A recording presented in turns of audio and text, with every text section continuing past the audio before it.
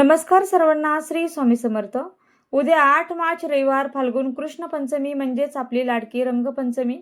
खरं तर रंगपंचमी हा सण राधाकृष्णाच्या रंगाच्या उधळणीतून सुरू झाला. आपण सगळे रंग खेळतो, पण या दिवसाचं आध्यात्मिक महत्त्व काय आणि उद्याच्या दिवशी कोणती विशेष पूजा आणि प्रभावी सेवा करायची आहे, हे आज आपण पाहणार आहोत. त्यामुळे व्हिडिओ स्किप न करता शेवटपर्यंत नक्की पहा, कारण यात मी काही अत्यंत प्रभावी सेवा देखील सांगितल्या आहेत. बघा, रंगपंचमी 2026 मध्ये पंचमी तिथी प्रारंभ 7 मार्च 2026 संध्याकाळी 7:06 सुरू होते व पंचमी तिथी समाप्ती ही 8 मार्च 2026 रात्री 9:13 पर्यंत असेल. मंडळी, निसर्गातील प्रत्येक रंगाची आपल्या शरीराला खूप गरज असते, पण तुम्हाला माहिती आहे का, ज्याप्रमाणे मनुष्याला रंगाची गरज आहे तशीच भगवंतालाही असते.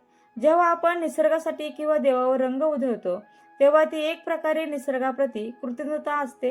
म्हणूनच उद्याच्या दिवशी तुमच्या घरातील बाळकृष्ण, पांडुरंग किंवा विष्णूंच्या प्रतिमेला प्रेमाने रंग किंवा गुलाल नक्की अर्पण करा.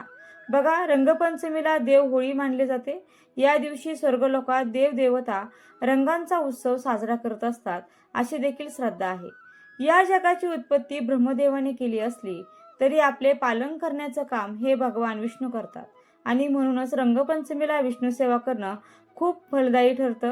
उद्या तुम्हाला या सेवा करायच्या आहेत आणि त्या कोणत्या, त्या आपण सविस्तररित्या जाणून घेणार आहोत. तर बघा, प्रथम सकाळी आंघोळीच्या पाण्यामध्ये आपल्याला चिमूटभर हळद टाकायची आहे आणि त्या पाण्याने आपल्याला स्नान करायचे आहे. त्यानंतर उंबरठा पूजन अवश्य करून घ्यायचं आहे. उंबरट्याला हळदीचं लेपन करा आणि उंबरट्याच्या दोन्ही बाजूला आपल्याला थोडा थोडा गुलाल हा आवश्यक टाकायचा आहे, किंवा दरवाज्यावर तुम्ही गुलालाने स्वस्तिक काढलं तरी देखील चालणार आहे. तसेच शक्य असेल तर तुळशीला देखील तुपाचा दिवा आवश्यक सकाळी लावा. त्यानंतर कृष्णांना पंचामृत आणि शुद्ध पाण्याने स्नान घालावे. बाळकृष्णांना किंवा विष्णूंच्या मूर्तीला आवर्जून तुळशीपत्र अर्पण करावे. रंगाचे प्रतीक म्हणून हळद अर्पण करावी. रविवारी स्त्रियांनी तुळस तोडू नये, आदल्या दिवशीच आणून ठेवावी किंवा विकत आणावी. अर्पण करताना ओम नमो भगवते वासुदेवाय नमः हा मंत्र म्हणावा. त्याचप्रमाणे देवघरातील सर्व देवांना म्हणजेच गणपती बाप्पा, बाळकृष्ण, कुलदैवत यांना गुलाल अर्पण करावा. हनुमंताची मूर्ती असेल तर त्यांना देखील शेंदूर अर्पण करा आणि गुलाल अर्पण केला तरी देखील चालेल. महादेव हे वैराग्य आहेत. शिवलिंगावरती पांढरा अबीर किंवा भस्म अर्पण करावा. तसेच उद्या माता लक्ष्मीच्या चरणाशी गुलाल अर्पण करावा. यामुळे घरामध्ये लक्ष्मी स्थिर राहते आणि अन्नधान्याची कधीही कमतरता भासत नाही. त्याचप्रमाणे आपल्या कुलदेवीला किंवा सप्तशृंगी माता, महालक्ष्मी अशा देवींना कुंकवाचा लाल मळवट आवश्यक भरावा आणि यासोबतच गुलाल देखील अर्पण करावा. त्यानंतर भगवान विष्णूंना तुळशीपत्र अर्पण करून झाल्यावरती, तसेच आपल्या देवघरातील सर्व देवांना गुलाल अर्पण करून झाल्यावरती शक्य असल्यास विष्णू सहस्रनाम एकदा वाचा किंवा ऐका. तसेच व्यंकटेश स्तोत्र 3 वेळा किंवा 11 वेळा पठण करावे. पण बघा, जर तुम्ही 3 वेळा वाचणार असाल तर शेवटच्या वेळी फलश्रुती ही आवश्यक वाचावी. विष्णूसोबतच माता लक्ष्मीची सेवा ही उद्या महत्त्वाची आहे. आर्थिक प्रगतीसाठी उद्या कनकधारा स्तोत्र किंवा श्री सुक्तम नक्की वाचावे किंवा ऐकावे. एक गोष्ट कायम लक्षात ठेवा, पैसा आल्यावर कधीही अहंकार उत्मात करू नका. लक्ष्मी मातेसमोर नेहमी झुकून राहावं. जर लक्ष्मीचा वापर चुकीच्या कामात झाला तर ती टिकत नाही. त्यामुळे लक्ष्मीचा नेहमी आदर करा, तरच ती तुमच्या घरात स्थिर राहील. त्यानंतर बघा, उद्या संध्याकाळी घराबाहेर एक छोटासा पण खूप प्रभावी उपाय करायचा आहे. भगवान विष्णूंचे वास्तव्य हे केळीच्या झाडात असते. जर घराजवळ केळीचं झाड असेल तर तिथे शुद्ध गाईच्या तुपाचा दिवा हा लावावा.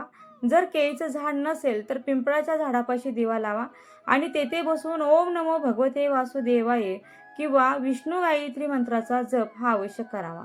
लक्षात ठेवा, दिवा लावताना तुमचे तोंड हे दक्षिणेकडे नसावे. तसेच उद्या राधाकृष्णाला आणि स्वतःला गुलाबाचे अत्तर लावावे. यामुळे शुक्र ग्रह प्रबळ होऊन वैवाहिक जीवन सुखी होते. संध्याकाळी मुख्य दरवाजा, तुळस आणि देवाजवळ शुद्ध तुपाचा दिवा लावावा आणि दिव्याखाली अक्षदा आणि थोडा गुलाल हा अर्पण करावा. बघा, देवाला रंग लावताना हे महत्त्वाचे नियम आपल्याला पाळणे आवश्यक आहे.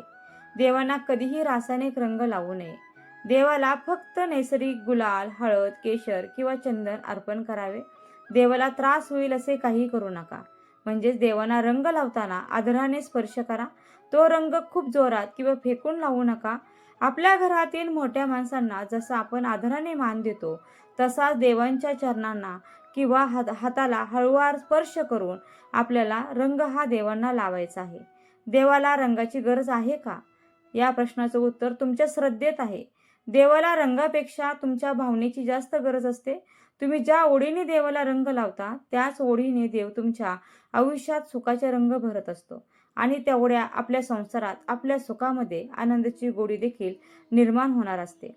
आणि आपण देखील उद्या रंगपंचमी ही कोरड्या रंगाने खेळून आपल्या पाण्याची बचत करावी आणि नैसर्गिक रंगाचा आपल्या रंगपंचमीमध्ये आपल्या रंगामध्ये जास्तीत जास्त वापर करावा. तर अशा प्रकारे उद्याची रंगपंचमीची सेवा करून आणि रंगांचा आनंद घेऊन साजरी करा. स्वामी महाराज तुमच्या सर्व चांगल्या इच्छा पूर्ण करत हीच प्रार्थना करते. माहिती आवडली असेल तर व्हिडिओला नक्की लाईक करा, जास्तीत जास्त शेअर करा आणि चॅनलला सबस्क्राईब करायला मात्र अजिबात विसरू नका. व्हिडिओ शेवटपर्यंत पाहिल्याबद्दल अगदी मनापासून तुमची खूप खूप आभारी आहे. धन्यवाद. श्री स्वामी समर्थ. जय जय स्वामी समर्थ. रामकृष्ण हरी. जय जय रामकृष्ण हरी. ओम नमो भगवते वासुदेवाय नमः. ओम नमो भगवते वासुदेवाय नमः.